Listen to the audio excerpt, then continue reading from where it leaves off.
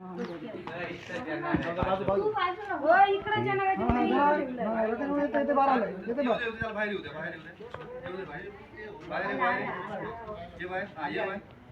पडला बाहेर चल गुड झालंय डबल गेला तिथे पॅक करताना टाकून ठेव टाकून ठेवा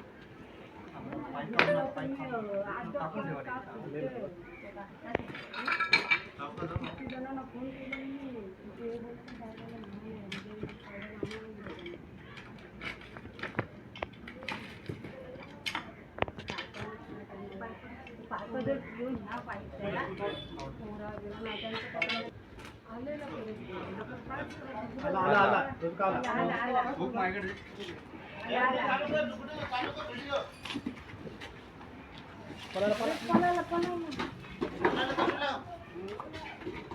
जायचं नाही शांतरा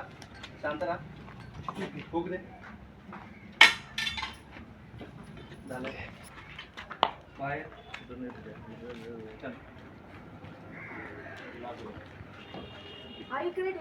हा हा तर शांत होऊ द्या एका टपात पाणी घ्या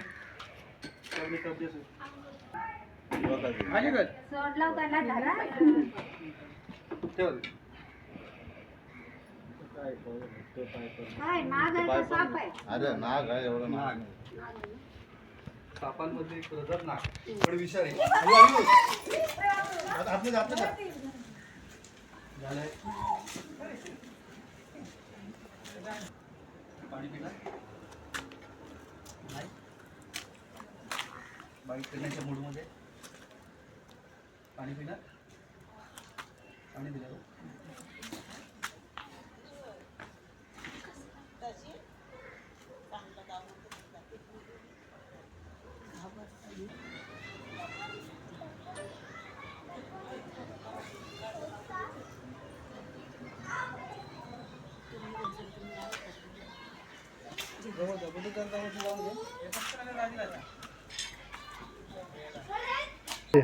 आता आपण खोपट्यामध्ये आहोत. हे उरण तालुक्यातलं गाव आहे आणि इथे नाग आहे असं आपल्याला जयेश यांनी फोन केलेला.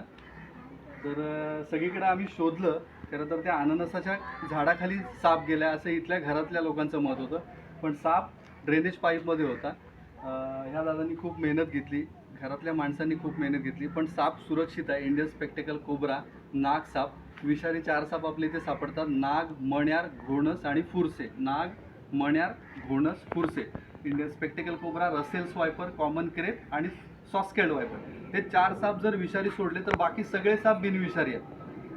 असे साप जर घराजवळ आले तर पकडायची गरज नाही. जर विषारी साप आला तर एनी टाईम कधीही फोन करा. सर्पमित्र माझ्यासारखे तुमच्या घराजवळ तो साप पकडण्यासाठी येतील. त्याला सुरक्षित पकडून त्याच्या अधिवासात रिलीज करतील. दादा कसं वाटते साप पकडताना तुम्ही तुमची मदत झाली? काय इथे काय प्रसंग होता, काय सांगाल?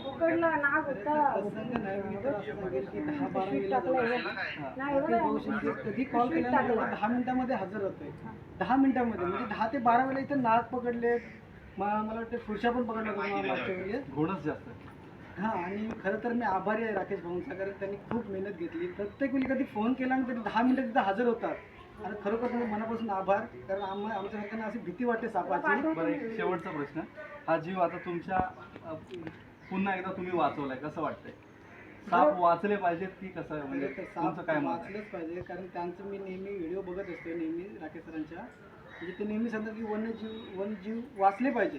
आणि आम्ही नेहमी प्रयत्न करतो की म्हणजे वाचवण्याचा प्रयत्न करतो आणि त्यांना नेहमी बोलवतो आम्ही. ओके, मला एक महत्त्वाचं सांगायचं आहे. आपल्याला जे दुर्धर आजार होतात त्याच्यामध्ये मी ताप थंडी म्हणत नाही. Plague, HIV, leptospirosis, cancer, TB हे जीवघेणे आजार आहेत. ह्याच्यामध्ये जीव 100% माणसाचा जातो. तर ह्या आजारांमध्ये आपण सिव्हिल हॉस्पिटलमध्ये गेलो, सरकारी हॉस्पिटलमध्ये गेलो तर आपल्याला औषधं देतात. त्याचे आपल्याकडनं एकही रुपये घेत नाही डॉक्टर. ठीक आहे, ती औषधं केवळ ह्या विषारी सापांच्या विषापासून बनवतात, एवढं लक्षात ठेवा. जर विषारी साप राहिले नाही, आपण भीतीपोटी यांना मारले तर आपल्याला औषधं मिळणार नाही. औषधं न मिळल्या कारणाने आपला असं तडफडून जीव जाऊ शकतो. म्हणून आपल्याला जीव वाचवायचे. तुमचं सगळ्यांचं खोपटे ग्रामस्थांचं मनापासून आभार. सहकार्य नेहमी करा. सर्पमित्र त्याचं काम करतोय, त्याची स्किल आहे, पण पण ज्याला माहिती नाही त्याने उगाच पकडण्याचं धाडस करू नका, जीव अंगावरती बेतू शकतो. आता रात्रीचे आता ऊन पडतोय पावसाळ्यात, पण बाहेर पडताना पायामध्ये चप्पल आणि हातामध्ये टॉर्च असल्याशिवाय बाहेर पडू नका. जर सापावरती पाय पडला तर तो चावल्याशिवाय राहणार नाही. विनाकारण साप चावत नाही, विनाकारण साप पाठी येत नाही.